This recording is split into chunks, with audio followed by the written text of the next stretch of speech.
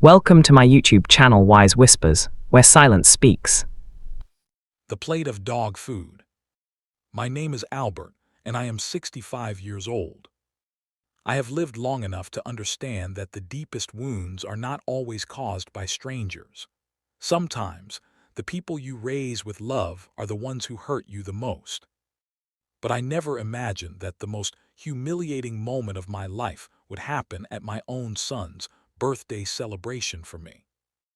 And I certainly never imagined that it would begin with a bowl of dog food placed in front of me. The beginning. The house smelled of roasted chicken, baked bread, and vanilla cake.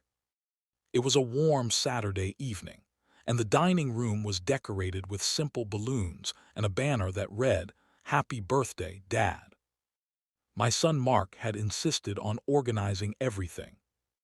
"Dad, you deserve something special this year," he had said earlier that week. I felt touched.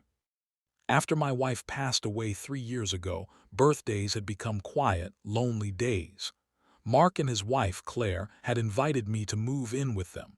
I thought it was kindness, family taking care of each other. Looking back now, I realize I was wrong. But that night, sitting at the head of the dining table, I still believed I was loved.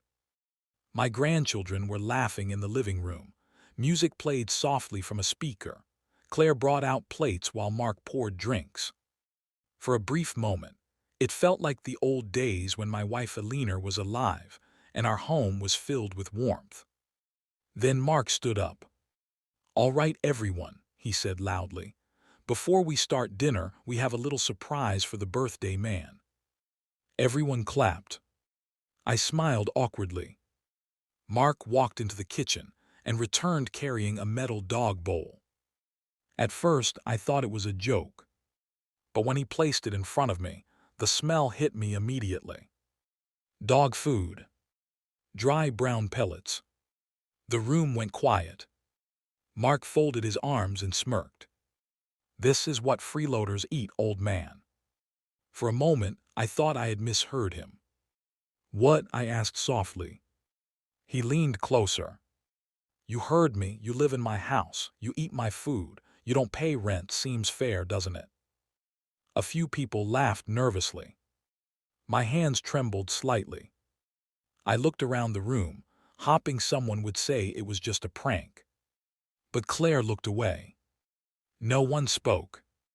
And suddenly, the house that once felt warm became painfully cold. The silence. I stared at the bowl. Dog food. On my birthday. At 65 years old, I had worked for over 4 decades. I had built houses, repaired roofs in the summer heat, and worked night shifts just to give my son a better life. When Mark was a child, I skipped meals so he could have more. When he wanted to go to college, I sold my pickup truck to pay his tuition. But none of those memories seemed to matter anymore. Mark tapped the bowl. "Well, eat." My granddaughter Lily looked confused. "Mom, why is Grandpa's food different?" Claire quickly said, "It's just a joke, sweetie." But it wasn't a joke. Mark's eyes told me that. I slowly stood up. My chair scraped loudly against the floor. "I think I'm going to get some air," I said quietly.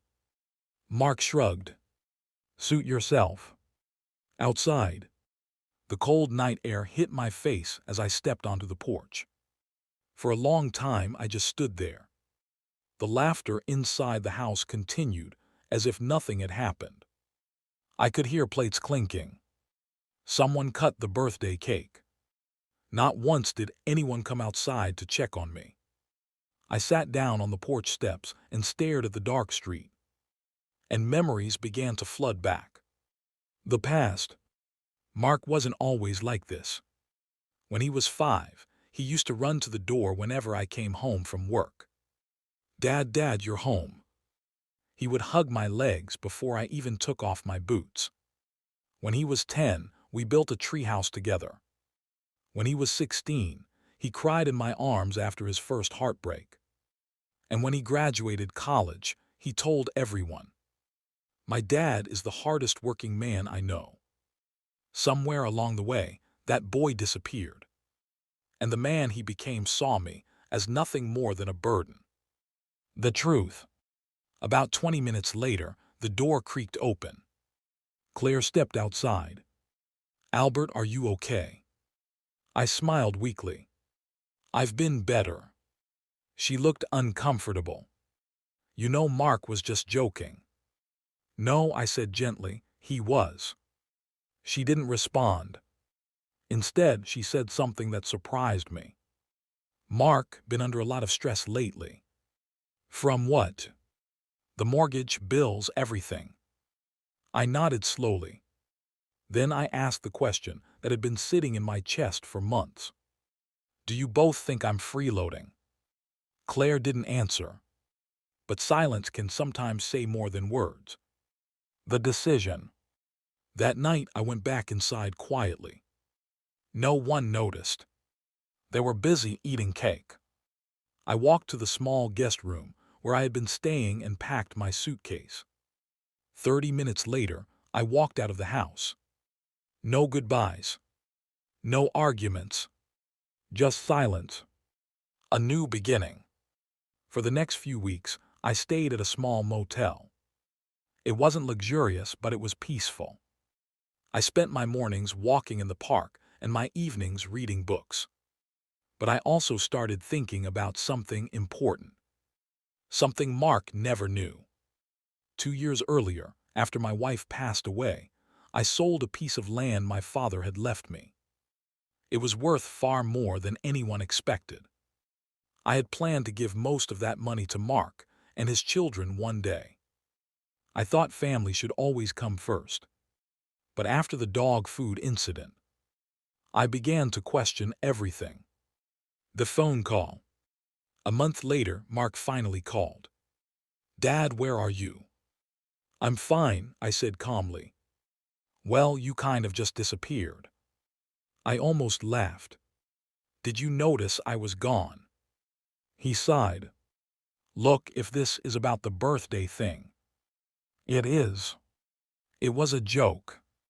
"Mark," I said gently, "jokes are supposed to make people laugh." He didn't respond. Then he said something unexpected. "Well, are you coming back?" "No." Another long silence. The letter. A week later, I mailed a letter to Mark. Inside was a simple message. "Dear Mark, when you were a child, I promised myself I would always take care of you. But I forgot something important. Respect must go both ways. I forgive you, but I cannot live where I am not respected. Take care of your family. Love. Dad." 2 years later. Life has a strange way of surprising you. 2 years after that night, I moved into a small house near the coast. I volunteer at a community center and help repair homes for elderly people who cannot afford it. And I've met many wonderful friends. Sometimes I still think about Mark.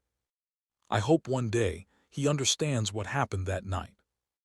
Not because I want an apology, but because I want him to remember the value of kindness. The moral. Life teaches us many lessons, but one stands above the rest. Never forget the people who sacrificed everything to give you a better life. Parents grow old. Their strength fades. But the love they gave you when you were young should never be repaid with humiliation. Because one day, everyone becomes old. And the way we treat our parents often becomes the way the world treats us in return.